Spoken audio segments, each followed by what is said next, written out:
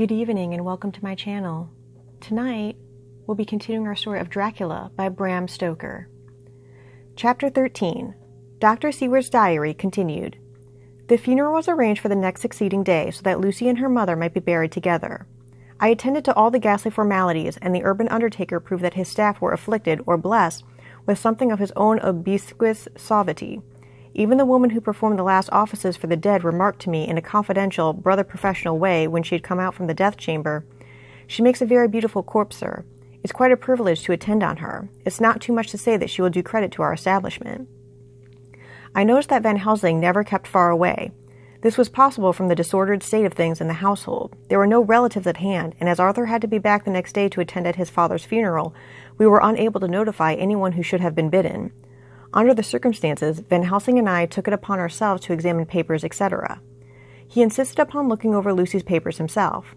I asked him why, for I feared that he, being a foreigner, might not be quite aware of English legal requirements, and so might in ignorance make some unnecessary trouble. He answered me, I know. You forget that I am a lawyer as well as a doctor. But this is not altogether for the law. You knew that when you avoided the coroner. I have more than him to avoid. There may be papers more, such as this." As he spoke, he took from his pocketbook the memorandum which had been in Lucy's breast, and which she had torn in her sleep. "When you find anything of the solicitor who is for the late Mrs. Westenra, seal all her papers and write him tonight. For me, I watch here in the room, and in Miss Lucy's old room all night, and I myself search for what may be. It is not well that her very thoughts go into the hands of strangers." I went on with my part of the work, and in another half hour had found the name and address of Mrs. Westenra's solicitor, and had written to him. All the poor lady's papers were in order. Explicit directions regarding the place of burial were given.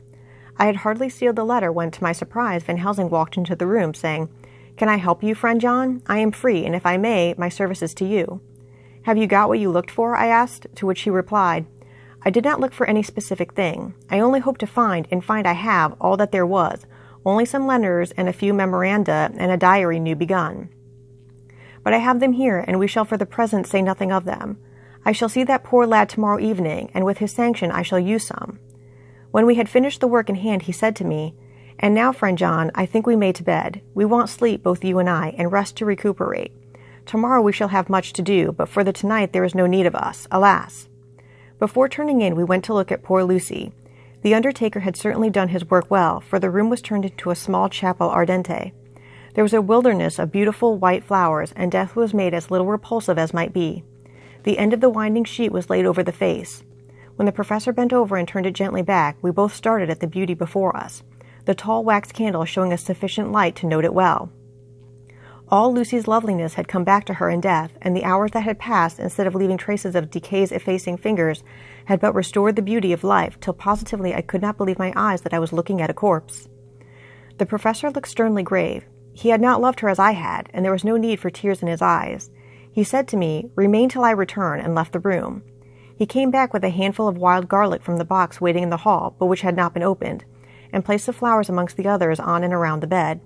Then he took from his neck, inside his collar, a little gold crucifix, and placed it over the mouth. He restored the sheet to its place, and we came away. I was undressing in my own room when, with a premonitory tap at the door, he entered, and at once began to speak. "Tomorrow I want you to bring me before night a set of post-mortem knives." "Must we make an autopsy?" I asked. "Yes and no. I want to operate, but not as you think. Let me tell you now, but not a word to another.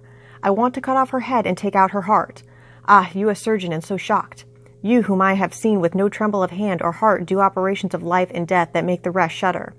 Oh, but I must not forget, my dear friend John, that you loved her. And I have not forgotten it, for it is I that shall operate, and you must only help. I would like to do it tonight, but for Arthur I must not. He will be free after his father's funeral tomorrow, and he will want to see her, to see it. Then when she is coffined, ready for the next day, you and I shall come when all sleep. We shall unscrew the coffin lid, and shall do our operation, and then replace all so that none know, save we alone." "But why do it at all? The girl is dead. Why mutilate her poor body without need? And if there is no necessity for a post-mortem and nothing to gain by it, no good to her, to us, to science, to human knowledge, why do it? Without such it is monstrous." For answer he put his hand on my shoulder and said with infinite tenderness, "Friend John, I pity your poor bleeding heart, and I love you the more because it does so bleed. If I could, I would take on myself the burden that you do bear. But there are things that you know not, that you shall know, and bless me for knowing, though they are not pleasant things. John, my child, you have been my friend now many years, and yet did you ever know me to do any without good cause? I may err, I am but man, but I believe in all I do. Was it not for these causes that you sent for me when the great trouble came? Yes. Were you not amazed, nay, horrified, when I would not let Arthur kiss his love, though she was dying, and snatched him away by all my strength? Yes.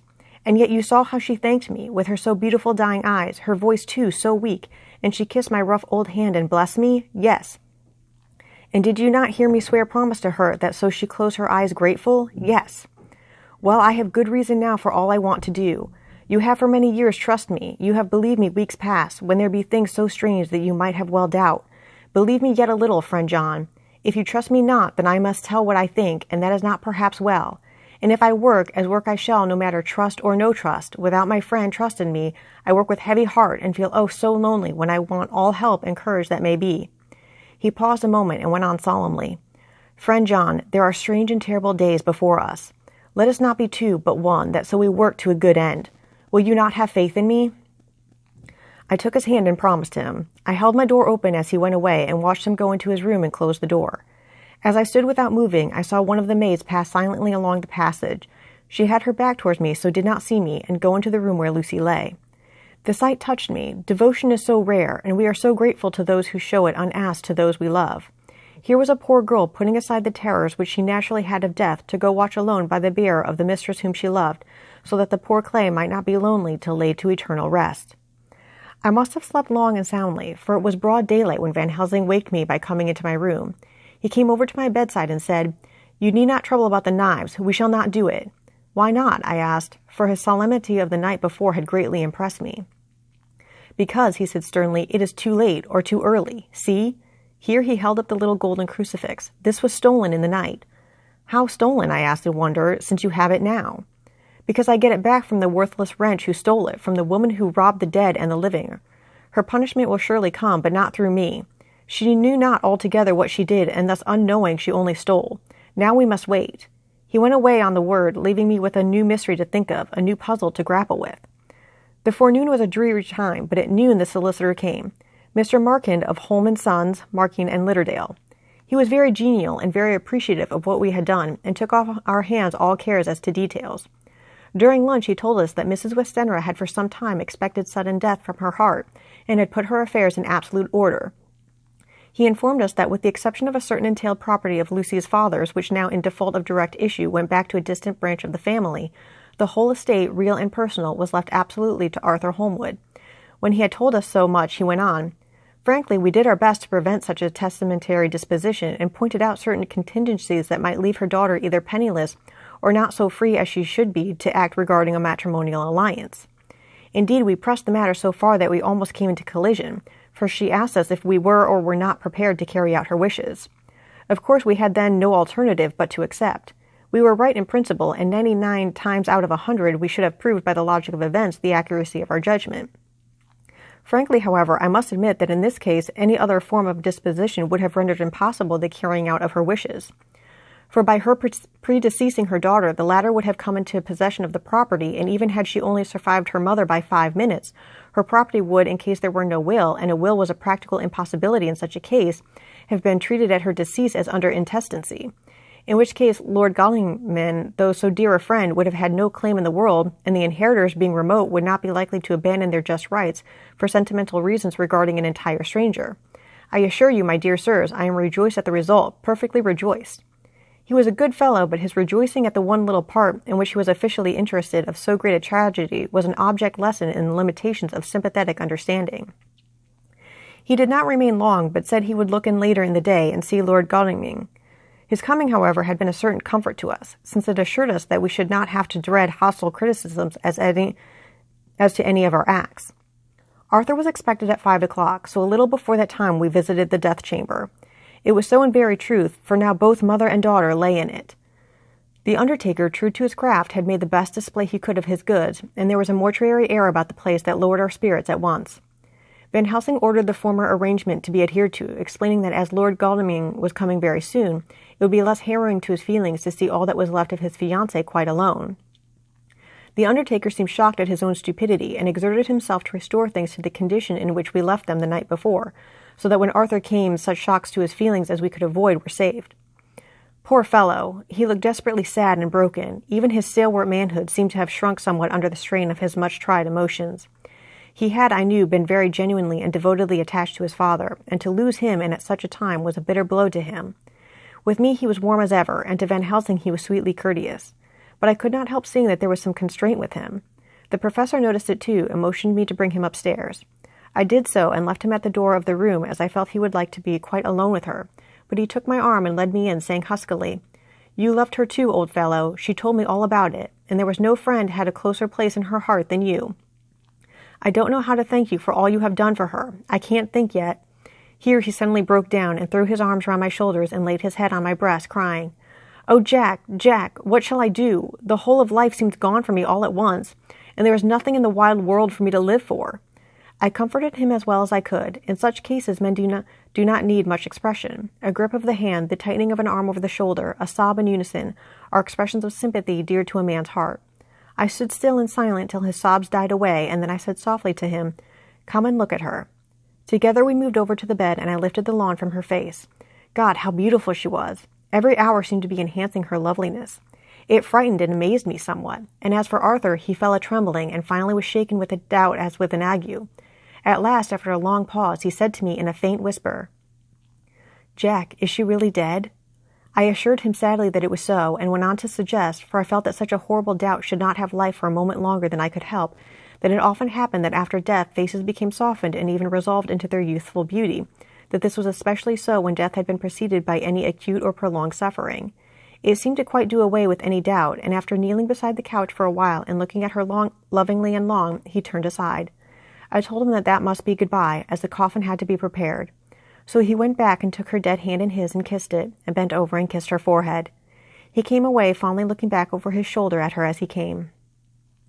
I left him in the drawing-room and told Van Helsing that he had said goodbye, so the latter went to the kitchen to tell the undertaker's men to proceed with the preparations and to screw up the coffin. When he came out of the room again, I told him of Arthur's question, and he replied, "I am not surprised. Just now I doubted for a moment myself." We all dined together, and I could see that poor Art was trying to make the best of things. Van Helsing had been silent all dinner-time, but when we had lit our cigars, he said, "Lord," but Arthur interrupted him, "No, no, not that, for God's sake. Not yet, at any rate. Forgive me, sir, I did not mean to speak offensively. It is only because my loss is so recent." The professor answered very sweetly, "I only used that name because I was in doubt. I must not call you Mr., and I have grown to love you, yes, my dear boy, to love you, as Arthur." Arthur held out his hand and took the old man's warmly. "Call me what you will," he said. "I hope I may always have the title of a friend. And let me say that I am at a loss for words to thank you for your goodness to my poor dear." He paused a moment and went on.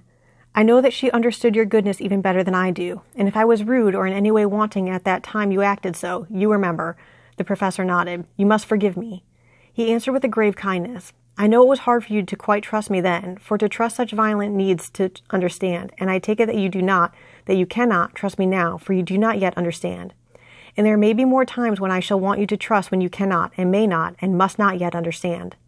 But the whole will come when your trust shall be whole and complete in me, and when you shall understand as though the sunlight himself shone through. Then you shall bless me for the first to last for your own sake, and for the sake of others, and for her dear sake to whom I swore to protect." "And indeed, sir," said Arthur warmly, "I shall in all ways trust you. I know and believe you have a very noble heart, and you are Jack's friend, and you were hers. You shall do what you like." The professor cleared his throat a couple of times, as though about to speak, and finally said, "May I ask you something now?" "Certainly." "You know that Mrs. Westenra left to you all her property?" "No, poor dear, I never thought of it." "And as it is all yours, you have a right to deal with it as you will. I want you to give me permission to read all Miss Lucy's papers and letters. Believe me, it is no idle curiosity. I have a motive of which, be sure, she would have approved.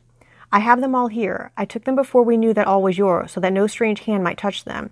No strange eye look through words into her soul. I shall keep them if I may. Even you may not see them yet, but I shall keep them safe. No word shall be lost, and in the good time I shall give them back to you. It's a hard thing I ask, but you will do it, will you not, for Lucy's sake?" Arthur spoke out heartily, like his old self. "Dr. Van Helsing, you may do what you will. I feel that in saying this I am doing what my dear one would have approved. I shall not trouble you with questions till the time comes." The old professor stood up as he said solemnly, "And you are right. There will be pain for us all, but it will not be all pain, nor will this pain be the last. We, and you too, you most of all, my dear boy, will have to pass through the bitter water before we reach the sweet. But we must be brave of heart and unselfish and do our duty, and all will be well. I slept on a sofa in Arthur's room that night. Van Helsing did not go to bed at all. He went to and fro as if patrolling the house, and was never out of sight of the room where Lucy lay in her coffin, strewn with the wild garlic flowers, which sent through the odor of lily and rose a heavy, overpowering smell into the night. Mina Harker's Journal, September 22nd. In the train to Exeter, Jonathan sleeping. It seems only yesterday that the last entry was made, and yet how much between then and Whitby and all the world before me. Jonathan away and no news of him. And now married to Jonathan. Jonathan a solicitor, a partner, rich, master of his business. Mr. Hawkins dead and buried, and Jonathan with another attack that may harm him. Some day he may ask me about it. Down it all goes. I am rusty my shorthand. See what unexpected prosperity does for us. So it may be as well to freshen it up again with an exercise anyhow. The service was very simple and very solemn. There were only ourselves and the servants there, one or two old friends of his from Exeter, his London agent, and a gentleman representing Sir John Paxton, the president of the Incorporated Law Society. Jonathan and I stood hand in hand, and we felt that our best and dearest friend was gone from us. We came back to town quietly, taking a bus to Hyde Park Corner. Jonathan thought it would interest me to go into the Row for a while, so we sat down, but there were very few people there, and it was sad-looking and desolate to see so many empty chairs. It made us think of the empty chair at home, so we got up and walked down Piccadilly. Jonathan was holding me by the arm, the way he used to do in old days before I went to school. I felt it very improper, for you can't go on for some years teaching etiquette and decorum to other girls without the pedantry of it biting into yourself a bit. But it was Jonathan, and he was my husband, and we didn't know anybody who saw us, and we didn't care if they did, so on we walked. I was looking at a very beautiful girl in a big cartwheel hat sitting in a Victoria outside Giuliano's when I felt Jonathan clutch my arm so tight that he hurt me, and he said under his breath, "My God!" I am always anxious about Jonathan, for I fear that some nervous fit may upset him again. So I turned to him quickly and asked him what it was that disturbed him. He was very pale, and his eyes seemed bulging out as, half in terror and half in amazement, he gazed at a tall, thin man with a beaky nose and black mustache and pointed beard, who was also observing the pretty girl. He was looking at her so hard that he did not see either of us, and so I had a good view of him. His face was not a good face. It was hard and cruel and sensual, and his big white teeth that looked all the whiter because his lips were so red were pointed like an animal's. Jonathan kept staring at him till I was afraid he would notice. I feared he might take it ill, he looked so fierce and nasty. I asked Jonathan why he was disturbed, and he answered, evidently thinking that I knew as much about it as he did. "Do you see who it is?" "No, dear," I said. "I don't know him. Who is it?" His answer seemed to shock and thrill me, for it was said as if he did not know that it was to me, Mina, to whom he was speaking. "It is the man himself." The poor dear was evidently terrified at something, very greatly terrified. I do believe that if he had not had me to lean on to support him, he would have sunk down. He kept staring. A man came out of the shop with a small parcel and gave it to the lady, who then drove off.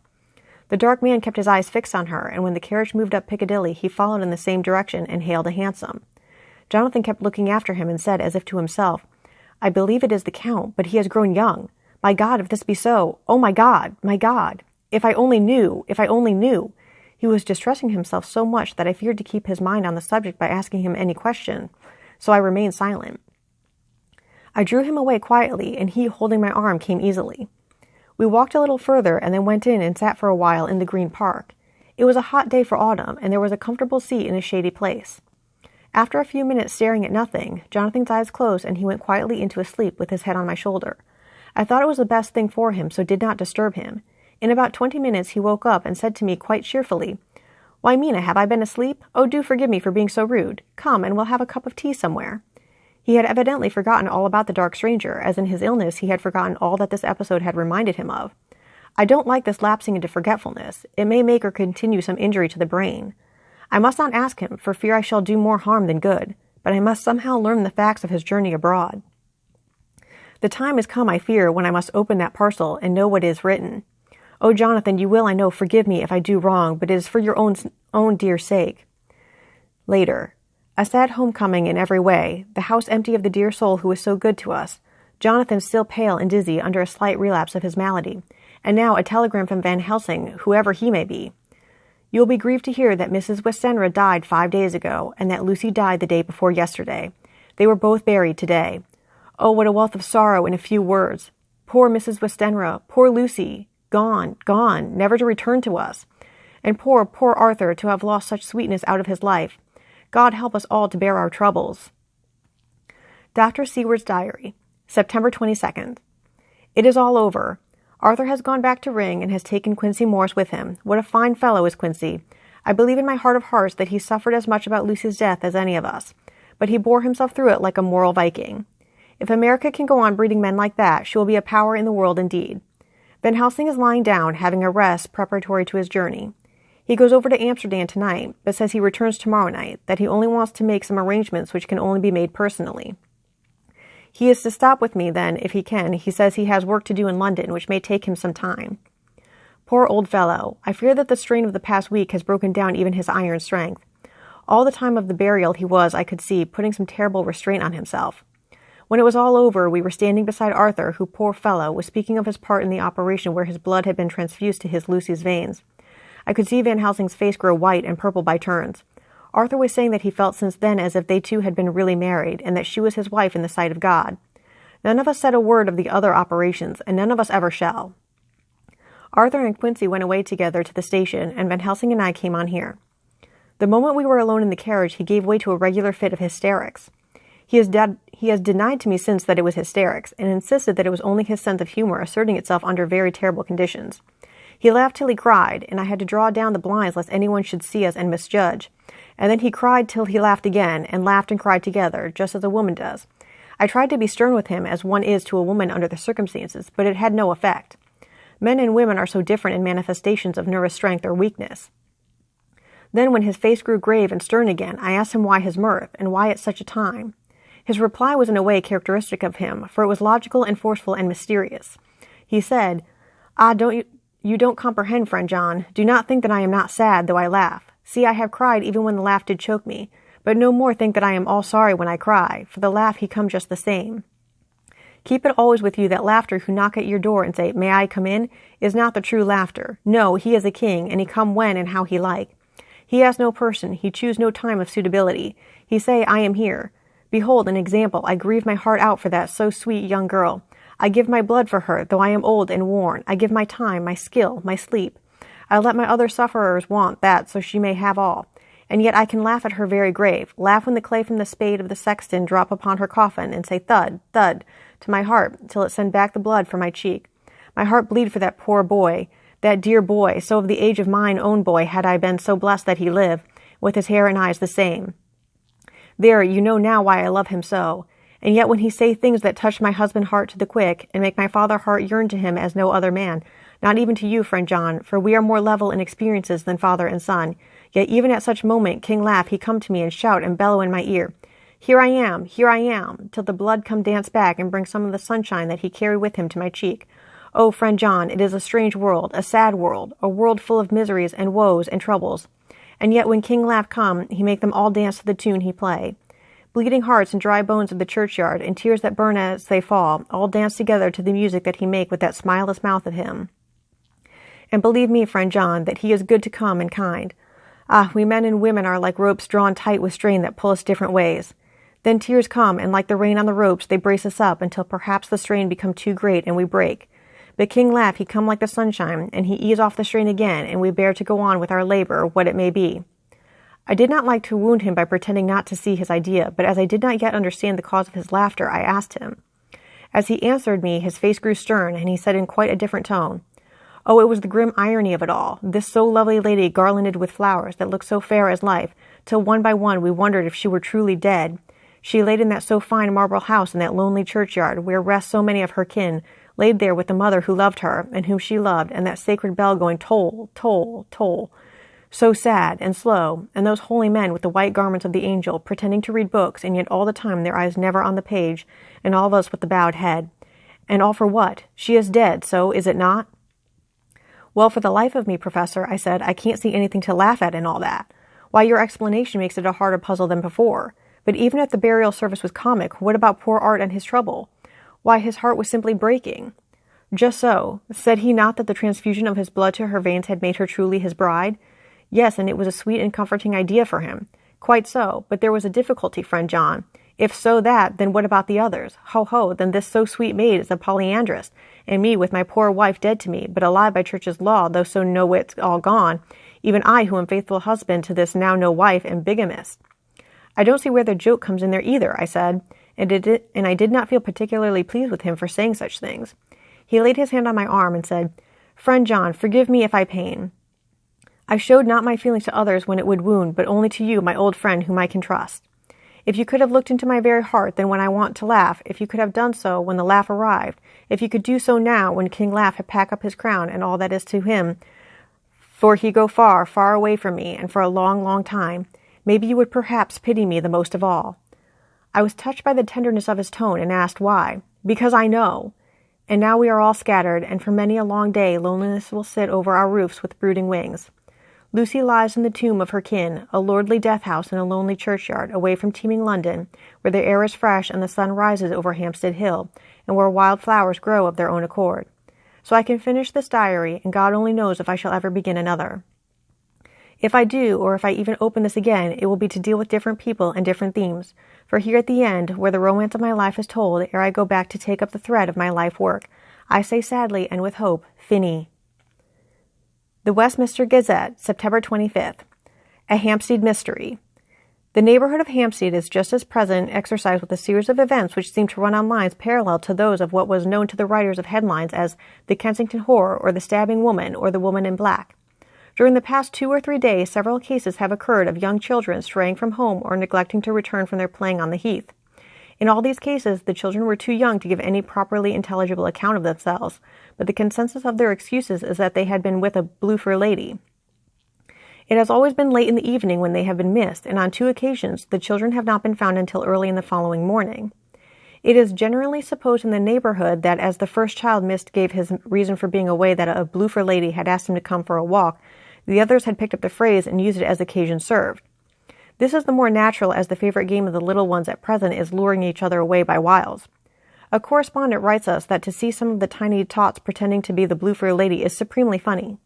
Some of our caricatures might, he says, take a lesson in the irony of grotesque by comparing the reality and the picture. It is only in accordance with general principles of human nature that the blue-fur lady should be the popular role at these alfresco performances. Our correspondent naively says that even Ellen Terry could not be so winningly attractive as some of these grubby-faced little children pretend, and even imagine themselves to be. There is, however, possibly a serious side to the question, for some of the children, indeed all who have been missed at night, have been slightly torn or wounded in the throat. The wound seemed such as might be made by a rat or a small dog, and although of not much importance individually, would tend to show that whatever animal inflicts them has a system or method of its own. The police of the division have been instructed to keep a sharp lookout for straying children, especially when very young, in and around Hampstead Heath, and for any stray dog which may be about. The Westminster Gazette, September 25th. Extra Special. The Hampstead Horror. Another child injured. The blue-fur lady. We have just received intelligence that another child missed last night was only discovered late in the morning under a furze bush at the Shooter's Hillside of the Hampstead Heath, which is perhaps less frequented than the other parts. It has the same tiny wound in the throat and has been noticed in other cases. It was terribly weak and looked quite emaciated. It, too, when partially restored, had the common story to tell of being lured away by the blue-fur lady. Thus ends Chapter 13.